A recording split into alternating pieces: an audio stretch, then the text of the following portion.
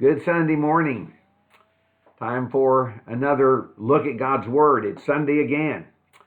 Each Sunday I post a sermon, brief, only the bare bones of what I would like to say in an extended sermon. We're in the midst of a series, What Does God Want? We come to the fifth sermon, fourth point. God wants for His human creation restored relationships. If you're just now joining us in the series, I encourage you to go back to the beginning, catch up with us, understand the genesis of the series. I'll just quickly mention, for me, the beginning point of this series of sermons, this series of Bible studies, was a trip I made across eastern Guatemala by bus over 10 years ago.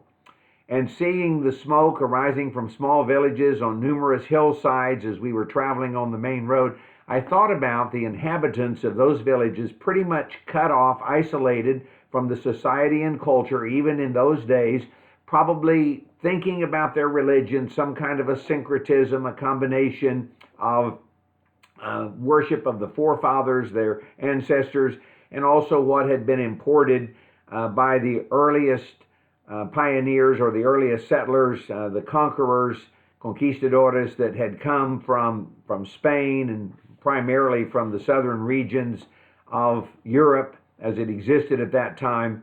So I was thinking about this hypothetical situation. What would I say to those people in those villages if I had just a brief period of time with them, maybe half a day? How would I begin to describe to them the God of Scripture, the God that we know as the God who has sent His Son, Jesus, to this world? How would I begin to explain in broad strokes the realities of the gospel, thinking about the fact that many people begin with the existence of some concept of God, but what kind of God should we be understanding? What kind of God do we want? What kind of God does Scripture reveal to us?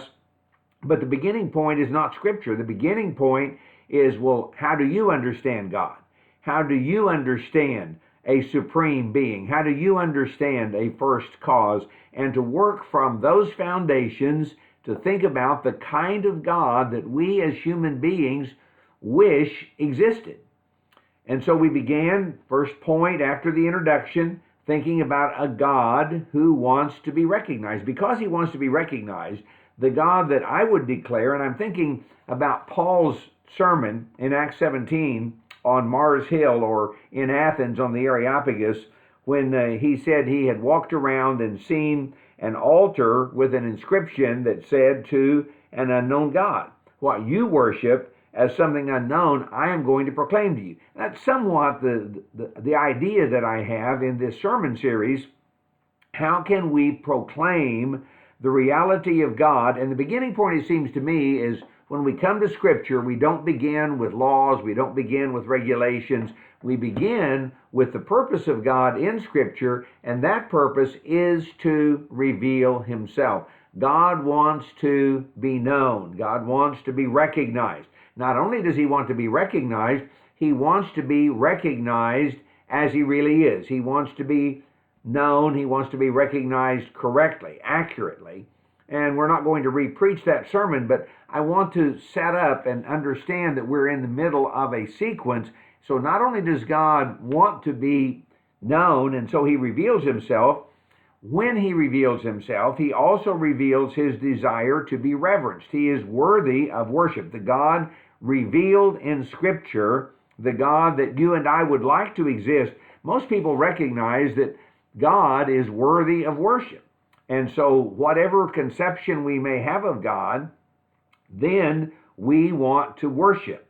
And so worship is a natural outgrowth of our idea about God, a God who is worthy of our worship. And so in the declaration of who God is, of how God has penetrated the human experience, the human dilemma, to begin to say, and this is what He's like, and because of the personal God that He is, as He reveals Himself, He deserves to be worshiped. And again, God not only desires to be reverenced, He desires to be reverenced or respected, worshiped, if you will, according to who He is. And so worship is not left at the whims of human beings. Well, I think I'll worship this way, nor is it necessary to clang on cymbals and to make loud noises, as Elijah challenged the prophets of Baal in 1 Kings 18. Maybe your God's asleep. Maybe if you just yell more loudly, he'll be able to hear you. Our God, who is spirit, desires to be worshiped according to who he is. Which brought us to a third point, not only what God wants, but what we want, because the very purpose of religion is the restoration of relationship. The R-E meaning again, or to come back to, L-I-G related to our word ligament, some review here, but just setting everything in context so that God wants to restore a broken vertical relationship. The purpose of religion, in a very general way, is to figure out, to devise a way in which human beings can find restored relationship to God. And not only restored relationship vertically, but also access to the power of God. So God wants restored relationships vertically, and our word for that specifically was redemption. Now today we come to the fourth point. God wants not only a restored relationship vertically. The Bible says he sent Jesus so that we might have peace with God, but also so that we might have peace with one another. Our word for this concept today, reconciliation.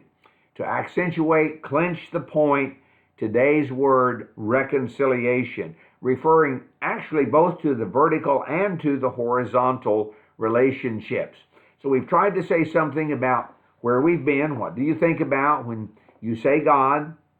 What's your idea? What's your concept? And so God's character, God's nature revealed in Scripture, worthy of worship, and God graciously acting to repair broken relationships that are defined, by definition, are mutual, and that is a response is desired by God from human beings. I'm painting with very, very broad strokes, but with a purpose.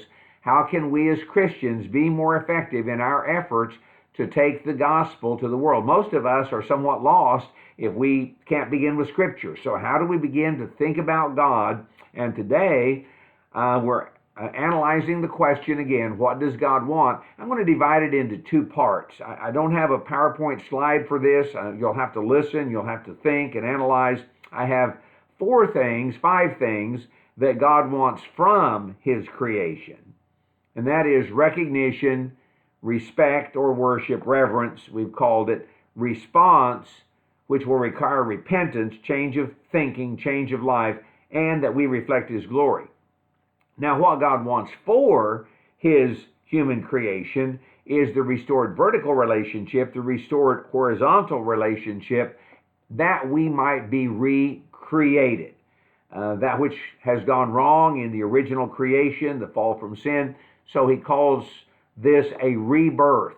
It's to be born from above, a renewed way of life that is possible as we change our thinking and change our lives. So simply put, today's point, perhaps too much time reviewing, not enough time setting the stage for the specific point, but here it is. Simply put, God desires that relationships between human beings reflect his presence in the world. As Jesus summarized the Old Testament law that God gave to the Jews to guide their lives, two great commands, love for God, love for neighbor. That's what we're saying in number 3 and number 4 in this series, restored relationship with God. Love the Lord your God with all your heart, soul, mind, and strength. Love your neighbor as yourself.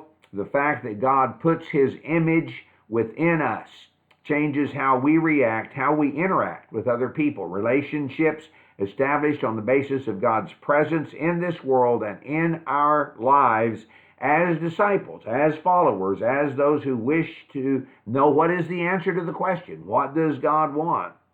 That shapes every relationship of our human existence with other disciples, within our families, even for those who are not disciples, those who are still some distance from God. That still is a part of how we see our interactions. Those relationships are properly guided by recognizing the nature of God, His desire to be known, His desire to be respected, His desire for our response, so that as He has acted to restore relationships with redemption, with reconciliation, that we become participants in that mutual relationship with God and seeking to be His presence and His power in the world where we live. Too simple, not enough time to do everything I'd like to do.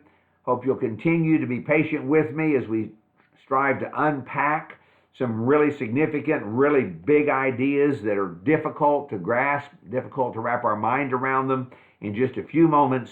Not much time, but we'll continue. Look forward to being with you the next time around. The fifth point in our series, sixth lesson. Again, go back, review, catch up, think, meditate, dream. How can we more effectively take the gospel to the world? May God bless us as we seek to fulfill His will in our lives, both in our own lives answering the question, what does God want? And sharing that good news with other people that they too might be blessed by knowing God and serving Him and experiencing all the blessings that He wishes for us as those made in His image according to His likeness. May you have a blessed week is my prayer.